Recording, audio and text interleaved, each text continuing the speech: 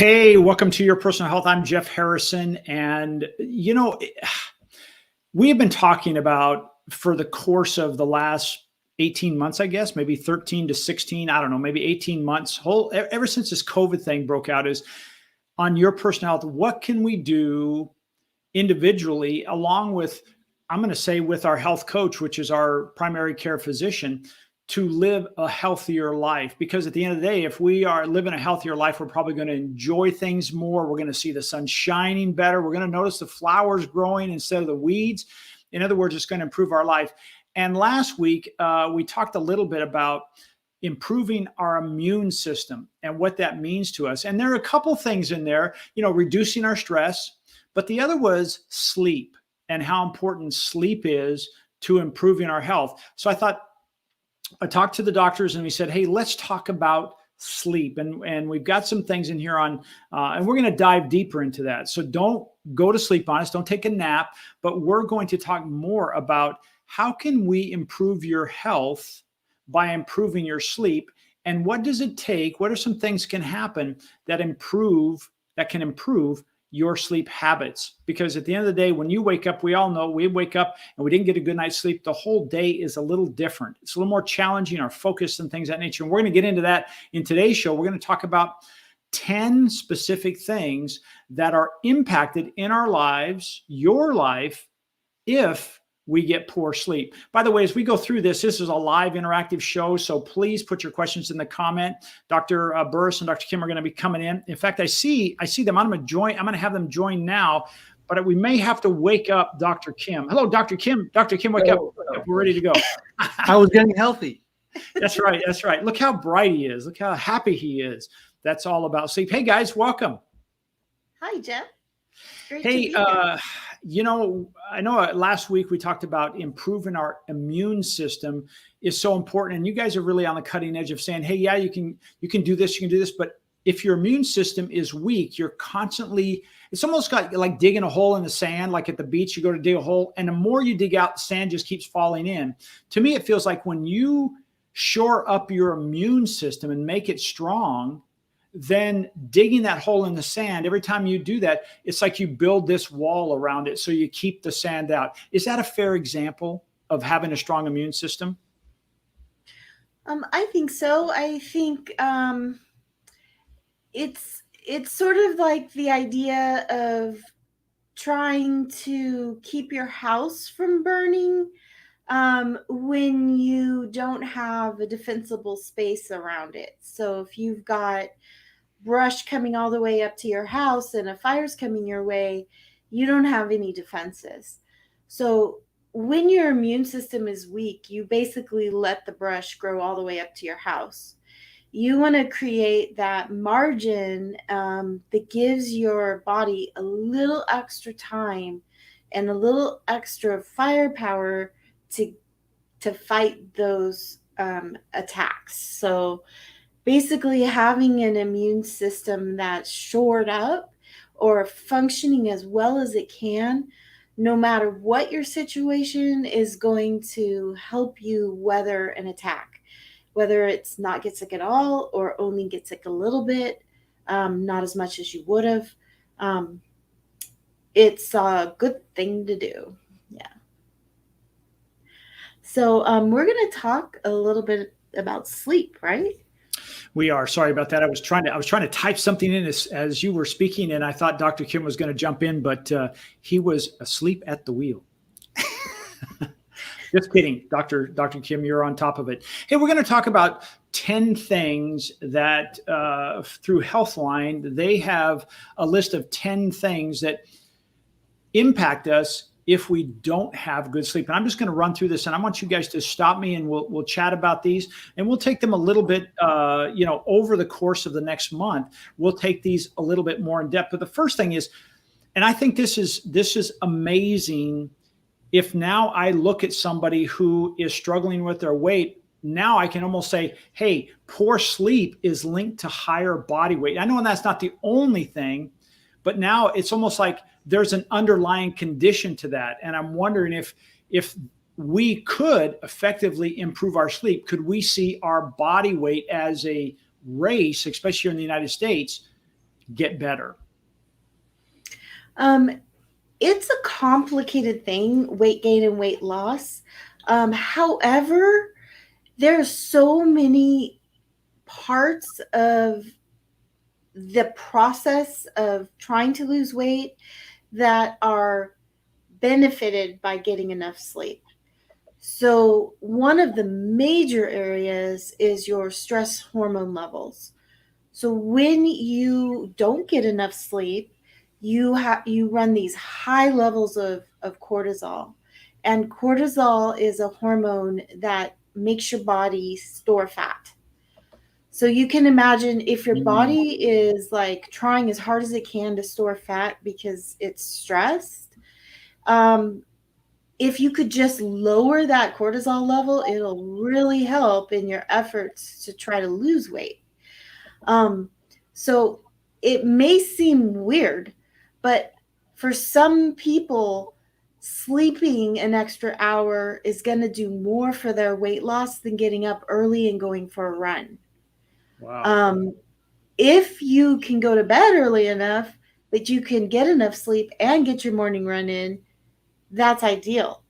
But if you're sacrificing enough sleep in order to get up and exercise, you're actually kind of hamstringing yourself in your efforts. There are other ways to get physical activity. Do not sacrifice your sleep for that. Yeah, I think it's just a complex system, and sleep is one of those components that. Well, the next one is, and it seems obvious now that we've talked about this, but those people who have good night's sleeps, they have no problems with sleeping. They actually tend to eat fewer calories. Is that because it goes back to that cortisol level? It does go back to hormones, and it's not only cortisol, but it's also the hormones that tell us we're hungry or that we're full, ghrelin and leptin. So your sleep amount actually, if you're not sleeping enough, your hormones that make you feel hungry go up, and your hormones that make you feel full go down.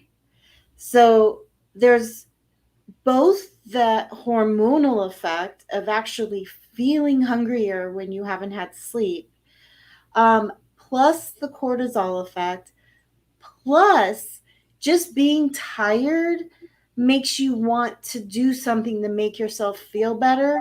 And a lot of times we'll reach for high sugar or high fat foods because it does create that sort of serotonin hit that our brain wants to feel better when you're feeling exhausted and tired, stressed.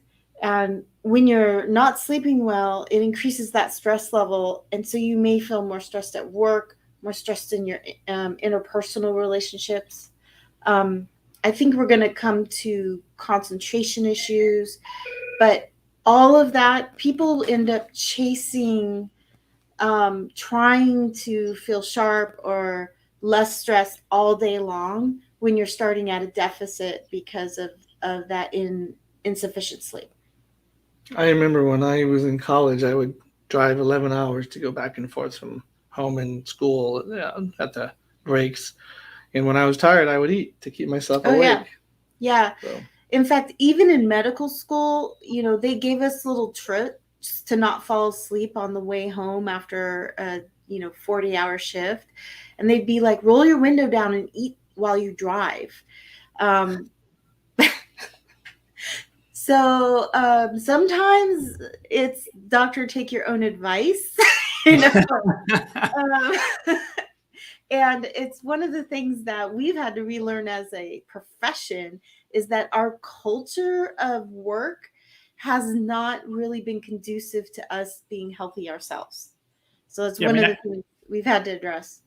Yeah, I mean, I can remember, as you were saying, I would drive, when you're on a long drive, my thing to keep me away when I start getting tired, I start eating sunflower seeds. And somehow that was a miracle thing that kept me awake. Now I finally know why. It's that whole eating process. So interesting. Now, you mentioned the next one is good sleep can improve our concentration and productivity. And I always think about, we see kids in classroom, or we see somebody falling asleep at their desk. And it's just potentially it's because of lack of sleep. Let's talk about how that hurts our productivity, because there's a voice out there that says, hey, work hard to get ahead and outwork everybody. And, sleep is secondary, but yet it could be hurting us. Yeah. As a person who has learned about this over the years, I would say it's interesting to me that the commandment that we tend to disobey most often is actually remember the Sabbath. We don't rest well. Like, we don't value quality rest as much as we really should. Taking that time and prioritizing sleeping and recreation that's actually rejuvenating is one of the ways that we make the most out of our work time. So we all know that, like, law of diminishing returns, if you're studying for a big test and you're studying for hours on end, you hit this point where you're not actually learning much anymore. It seems like you can't get anything more to stick in there. And you actually need a break. You need to do something different. You need to rest a bit. Maybe you need to run around, get some physical activity. And then your brain is ready to function again. And one of these ways that we really reset our brains, we fix a lot of the damage that's done in our brain during the day from oxidation, is by sleep. During sleep, we repair a lot of the damage that's been done on the cellular level, and we also replenish our neurotransmitters so that we get all of the things we need for our brain to be firing well during that sleep. So if you're not sleeping enough, you're starting off your mental day with a half full tank. So yeah. And then, there's I don't know if we know the reasons why, but I think it also psychologically, our brain takes in so much information, more than we know. I mean, the things that we see and the things that we hear are only a fraction of what we're actually seeing and hearing, because our brain is putting those pieces together and showing a representational view, because there's so much data, but it has to do something with all that stuff. And I think sleep allows your brain to sort itself out, like you said, and repair itself. And I think that's why some people dream more than others, because you're trying to psychologically process lots of things that you're maybe not allowing yourself to do during the day. And so and often people will remark that during times of severe emotional stress, they're feeling very tired and they're sleeping a lot, and they think that's wrong or somehow indicative of a problem, but actually that's normal. We need that time for our brain to process lots of traumatic things. That is how we process and recover a lot of things. So in many situations, people talk about having really complicated problems that they're having difficulty seeing a way through, and then they get a good night's sleep, and then in the morning it's clear. That's because during their sleep, their brain was actually still working on the problem. And there are parts of the way our brain works that only happen while we sleep. So it's an active period. It's not a time where nothing happens. Actually, quite a bit is happening while we're sleeping. Is that why sometimes, we have these inspirational, and it's a little off track, but these inspirational ideas pop in when we're doing something that has nothing to do with it. Like we're in the shower and all of a sudden the idea or the answer pops in our head because we're disengaged from trying to fix whatever it is we're doing. Now, we're definitely not asleep, hopefully, in the shower. But is that what happens when we disengage from the problem? The other part of the brain you're talking about can really start to go to work? Yeah, absolutely.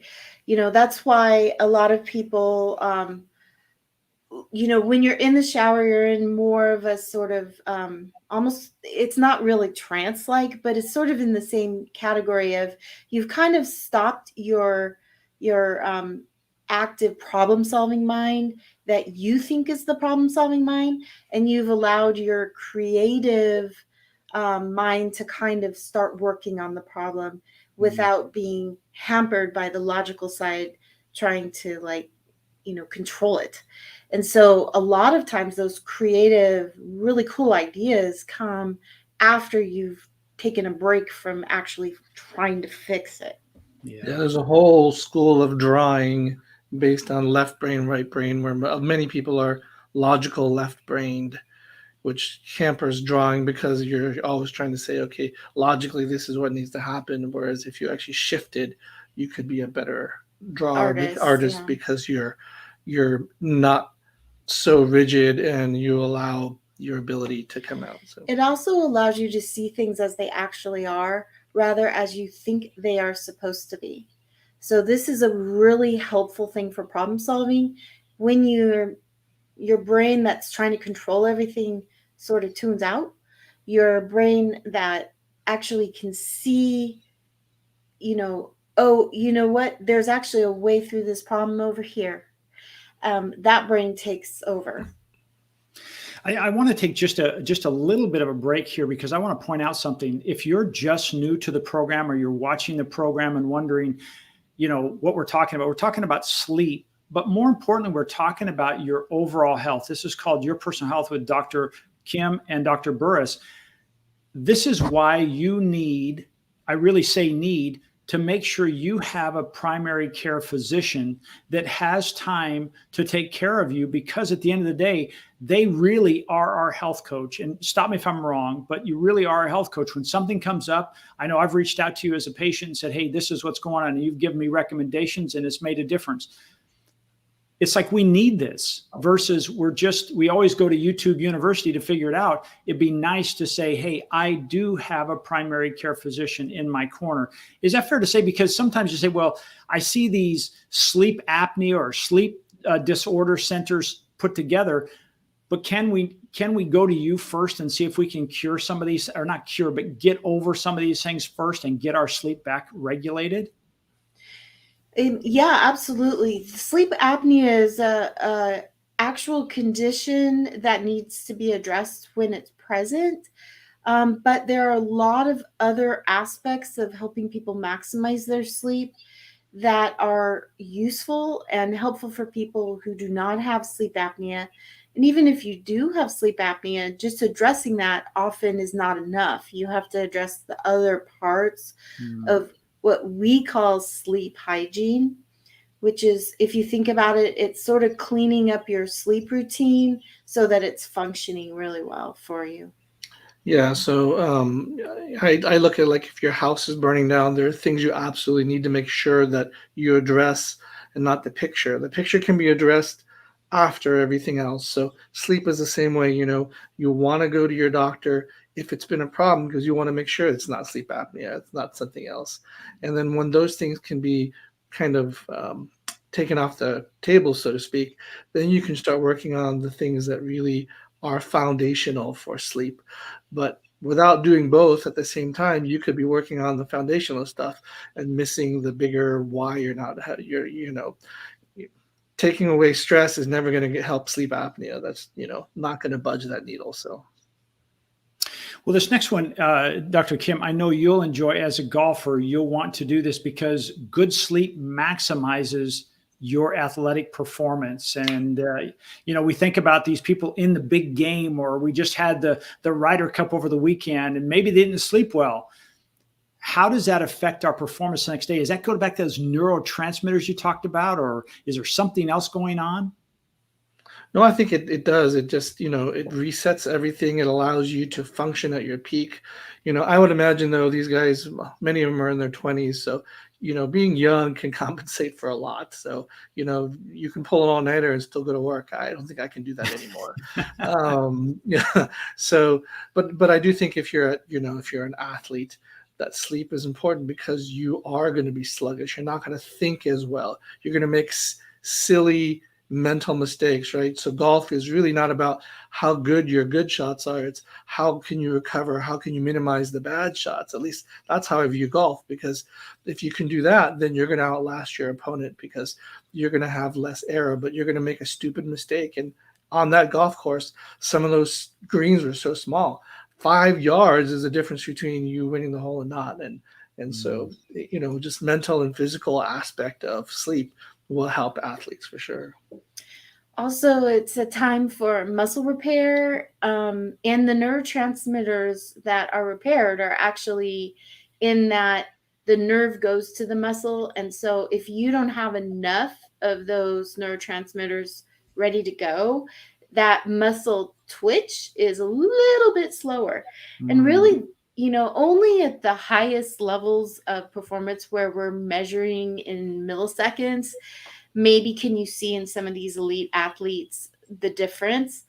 But I think all of us have recognized that, like, after a couple nights of bad sleep, we don't even want to exercise. And when we do exercise, it's not usually our best workout. Usually we kind of, want to just kind of punch the clock and get through it. So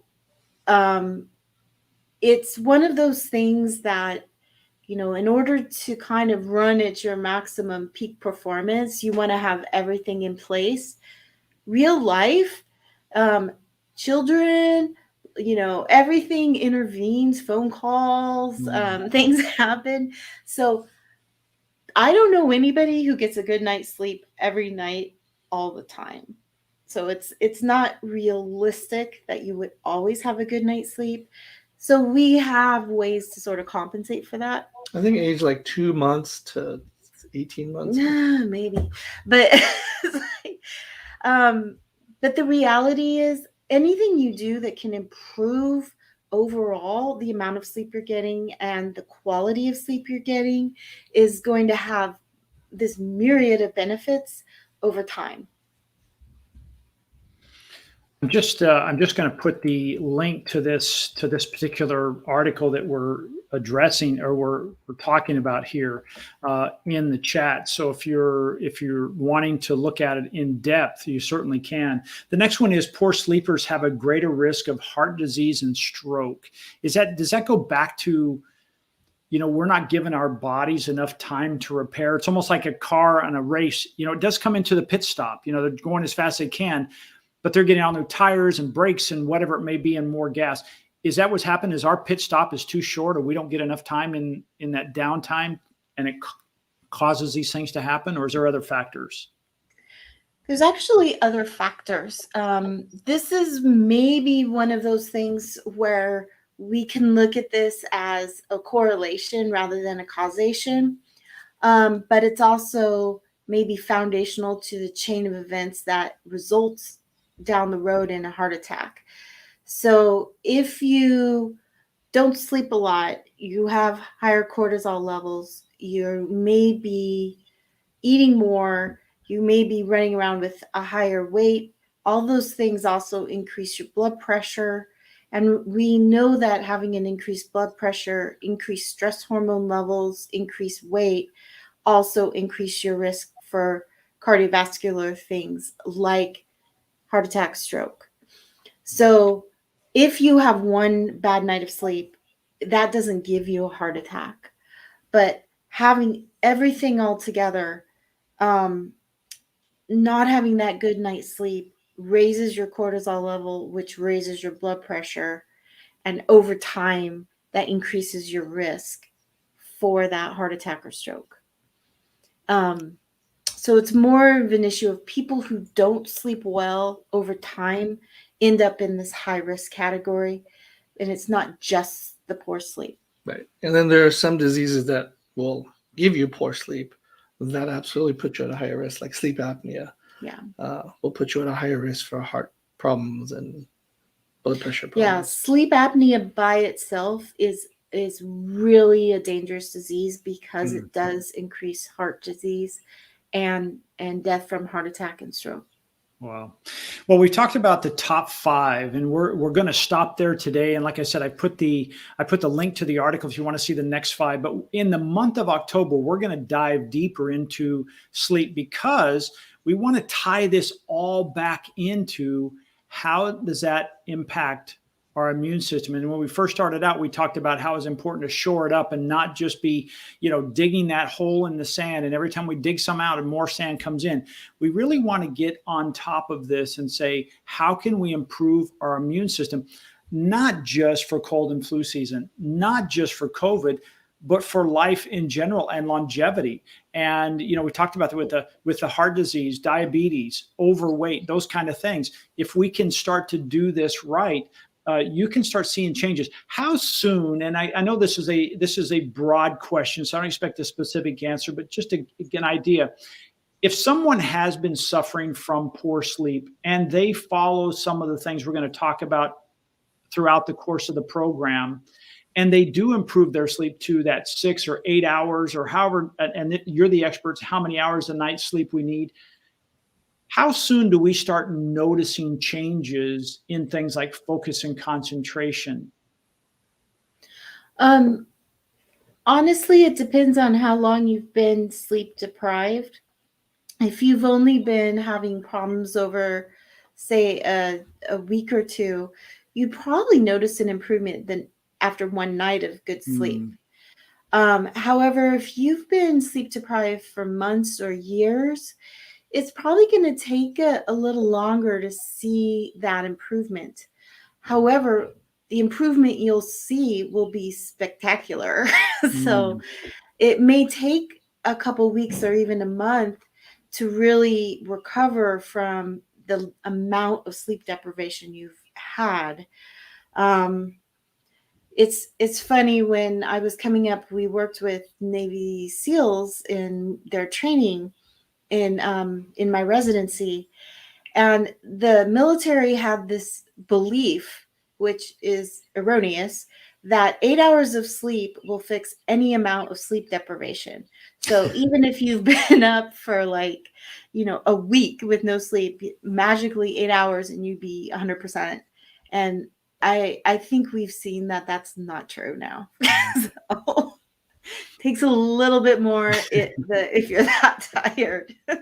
Is there, before I let you go, is there like a minimum amount out there that says, hey, you can still operate without causing a lot of long-term damage, the number of hours we can sleep on a night? What we have is data that shows that under 7 hours a night, on a population level, that we see an increase in these problems.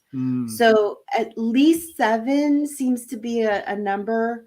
8 is ideal. But what's interesting is when we start to go above that level, we start to actually see some problems develop. So when people are sleeping 9 or 10 hours a night, it does look like that's associated with some problems as well. So there does seem to be this range. And then everybody knows that person who says they function just fine on 3 hours a night, and that's all they need. Could there be somebody at that end of the bell curve? Yes. Are there very many of those people? I doubt it. So I always say, if people are really thinking that they're doing fine on 5 or 4 hours of night, that I challenge them to maybe up it to 6 to 7 hours a night for a few weeks and see how they feel. They may notice that, hey, I was running, on a lot more caffeine than I needed to, or something like that. Right. I think that the fallacy that people think about is, let's talk about sleep, and they take sleep at its own independent variable. And, I would say, yeah, you could function on less if your, stress level and your eating habits and everything else are pretty good, then you have that margin. But if everything is running at a margin, then there's no margin for anything. So sleep, you're getting less sleep, you're just going to hurt yourself versus, other things. So I think they all are interrelated. So it's harder to say who is going to respond which way, because I don't know anyone who has a perfect balance of everything. So. And it sounds like it's one of those things that as the sleep deprivation goes longer, it's not that just one of these elements that we've talked about, only 5 out of the 10 will occur. It could be stacking one on top of the other. And that's why I think you said, hey, just because you have 1 8-hour night of sleep, it's not like it cures a week or a month or several years of poor health habit or poor sleeping habits. So when you're out there, if you're listening, whether it's live or it's down the road, somebody has shared this with you that they know you're having trouble sleeping, reach out to your primary care physician. If you don't have a primary care physician, I put the information below here for Coachella Valley Direct Primary Care. You can check them out on their website, or you can just call them at 760-642-5549 or go to CoachellaValleyDPC.com. Don't wait, gang, because it's like that drippy faucet. At first, if you fix it right away, it's just water in the sink. But if you keep waiting, next thing you know, the house falls down around you because it's just rotted out from that slow leaky faucet. Don't do this with your sleep, because it's not something you may not notice a dramatic shift in your performance or your health by missing one night. But if you see that this is a pattern, seek help. If you don't get Dr. Burris and Dr. Kim in your corner, get someone in your corner, because that's the focus of the show, is to keep your life healthy and talk about your personal health. Dr. Burris, Dr. Kim, you guys are awesome always. Dr. Kim, I'm sorry I woke you up when we first started. I know you're getting a little catnap between shows. You look bright and bushy-tailed, and I'm sure your golf game is solid, yes? I haven't played golf in 2 years. So. Well, then, yes, if the game is solid as we remember, right? Guys, as always, thank you so much for spending some time with us today. And again, if you have questions, and maybe you're somebody out there who's missing, you don't have a primary care physician, you just go to urgent care, which is not wrong, but you just go to urgent care or emergency center. Reach out to Coachella Valley Direct Primary Care. Call them 760-642-5549, or go to the website at CoachellaValleyDPC.com and get a professional in your corner that seriously could change the rest of your life and your personal health. Thank you for joining us. I'm Jeff Harrison, Dr. Burris, Dr. Kim. Be safe. We'll see you next week. Hey, next week, is it October already? Next week? Yay! Those temperatures keep coming down. How exciting is that? Fall is my favorite. I love fall. I can't wait. I think it's going to be fantastic. Well, you guys, thank you so much again. We really appreciate everything you do, and be safe out there. Make sure to tune in live on Mondays at 11:30 for your personal health. And of course, COVID-19 update is just before that at 11 o'clock in the morning, to keep an eye on, hey, what's happening in the Coachella Valley and Riverside County, so you can make good decisions about you and your family and those you love. Take care, guys. Have a great week, and we'll see you next week.